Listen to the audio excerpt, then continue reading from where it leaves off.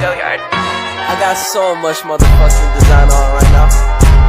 Break it down, bring it back, make it clap. I got 3 old thoughts, new block, where that thing. Bitches on my line, and you know they come straight. Hold up, what it not, 45, scope it cash like whoa. Hi, fucking with these hoes up. Assalamualaikum warahmatullahi wabarakatuh. Waalaikumsalam warahmatullahi wabarakatuh. Sebelumnya saya akan memperkenalkan diri dulu. Saya Nur Fatana dari mahasiswa Institut Ilmu Kesehatan Pelabuhan Makassar. Kedatangan saya ke sini untuk memberikan penyuluhan tentang anemia pada remaja. Langsung saja kita masuk di materi penyuluhan kali ini. Sebelumnya saya akan bertanya, apakah ada yang tahu apa itu penyakit anemia? Tidak. Baik, saya jelaskan. Penyakit anemia adalah masalah kesehatan yang terjadi saat jumlah sel darah merah dalam tubuh lebih rendah dibandingkan dengan jumlah normalnya. Sering dikenal dengan penyakit kekurangan sel darah merah. Tak hanya itu, anemia juga bisa terjadi saat hemoglobin yang terkandung dalam sel darah merah tidak mampu mencukupi kebutuhan tubuh, seperti halnya protein kaya zat besi yang memberi warna merah pada darah. Protein tersebut akan membantu sel darah merah membawa oksigen ke seluruh tubuh. Inilah mengapa tubuh yang tidak mendapatkan cukup asupan darah yang tinggi oksigen akan rentan mengalami anemia. Kondisi tersebut mengakibatkan tubuh mudah lelah dan lemah.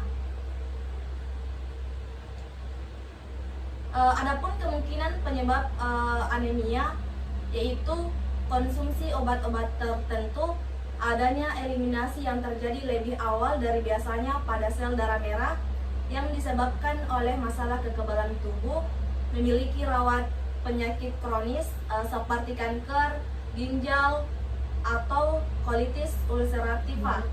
Dan adapun faktor yang mengakibatkan risiko seseorang mengalami anemia. Yang pertama itu stimulasi produksi sel darah merah yang tidak memadai dipengaruhi oleh hormon. Beberapa gangguan kesehatan yang dapat meningkatkan kerusakan sel darah merah yaitu kekurangan vitamin dan nutrisi seperti rendah zat besi, vitamin B12 dan folat. Adapun faktor yang meningkatkan risiko seseorang akan mengalami anemia.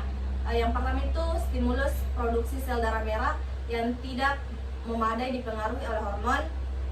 Beberapa gangguan kesehatan yang dapat meningkatkan kerusakan sel darah merah, kekurangan vitamin dan nutrisi seperti rendah zat besi, vitamin B12 dan folat. Memiliki penyakit kronis, penyakit keturunan atau diturunkan dari orang tua. Faktor lain seperti paparan zat beracun, kondisi imun tubuh, dan masih banyak lagi. Gejala anemia yang paling umum adalah tubuh cepat merasa lelah dan terlihat pucat, serta sering mengeluh atau kedinginan. Dan beberapa gejala lainnya yang mungkin terjadi seperti selalu merasa mudah marah atau emosi, sakit kepala, mengalami masalah sulit berkonsentrasi atau berpikir. Dan selanjutnya akan muncul kondisi seperti apabila penyakit berkembang semakin parah, seperti warna biru hingga putih pada mata, kuku menjadi rapuh, dan hal-hal lain yang bukan termasuk makanan. Pusing ketika berdiri, warna kulit pucat, sesak nafas, lidah terasa sakit. Lalu ada pula beberapa jenis anemia yang dapat menyebabkan gejala spesifik yang termasuk anemia aplastik, di mana anemia aplastik ini, penyakit ini dapat menyebabkan demam, sering mengalami infeksi. Dan yang kedua, anemia defisiensi asam folat, di mana penyakit ini yaitu gangguan ini dapat menyebabkan iritabilitas, diare dan tidak nyaman pada lidah. Dan yang ketiga, anemia hemolitik, yaitu jenis ini dapat menyebabkan penyakit kuning, urin berwarna gelap, demam hingga sakit perut. Dan yang terakhir itu anemia sel sabit. Penyakit ini dapat menyebabkan pembengkakan yang menyakitkan di kaki dan tangan, serta kelelahan hingga penyakit kuning. Adapun pengobatan pada penyakit anemia ini berfokus pada penyebab yang mendasari terjadinya penyakit ini, yaitu masalah kesehatan ini seringkali terjadi karena tidak tercukupnya jumlah zat besi, vitamin B12 dan folat. Jadi sebagian besar cara penanganannya berfokus pada konsumsi suplemen.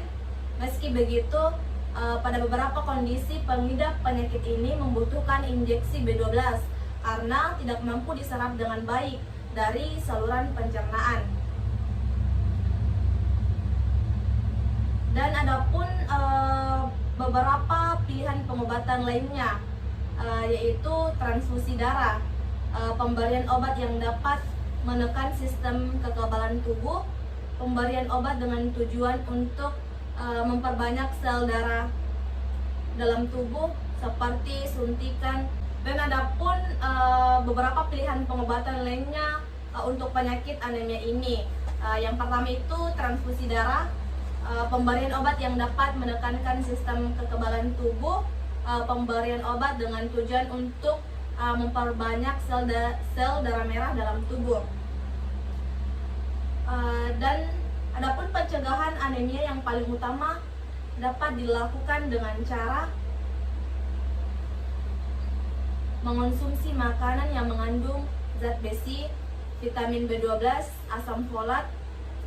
Sementara itu, beberapa cara pencegahan lainnya juga seperti memastikan vitamin C yang cukup di dalam tubuh melalui makanan, minuman, ataupun suplemen agar tubuh dapat menyerap zat besi.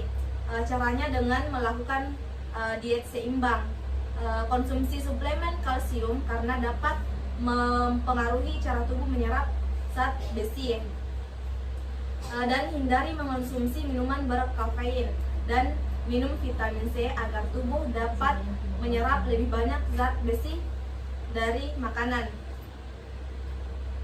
Adapun penyakit komplikasi pada penyakit anemia ini, yaitu anemia yang tidak segera mendapatkan penanganan dalam waktu yang lama, dapat menyebabkan kerusakan otak, jantung, dan organ lain dalam tubuh. Dan beberapa komplikasi serius lainnya dapat terjadi, seperti sulit untuk beraktivitas karena tubuh yang mudah lelah, mengidap masalah pada jantung seperti aritmia atau gagal jantung, masalah pada paru-paru, komplikasi kehamilan dapat terjadi seperti bayi lahir prematur atau bayi lahir berat rendah, dan gangguan tumbuh kembang pada jika anemia menyerang anak atau bayi yang rentan menghidap infeksi. Bisa dilihat pada poster di sini bahwa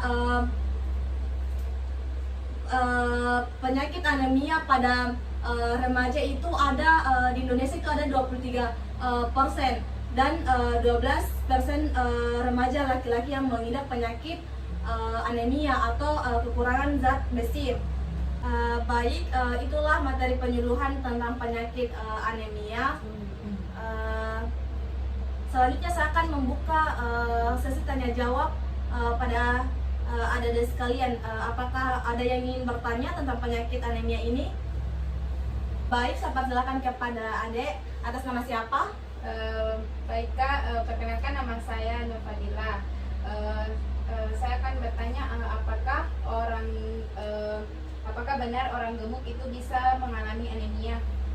Tentu saja bisa, dikarenakan pada penyakit anemia ini dapat terjadi pada golongan semua umur, gender, dan semua golongan berat badan. Baik Kak, terima kasih jawabannya.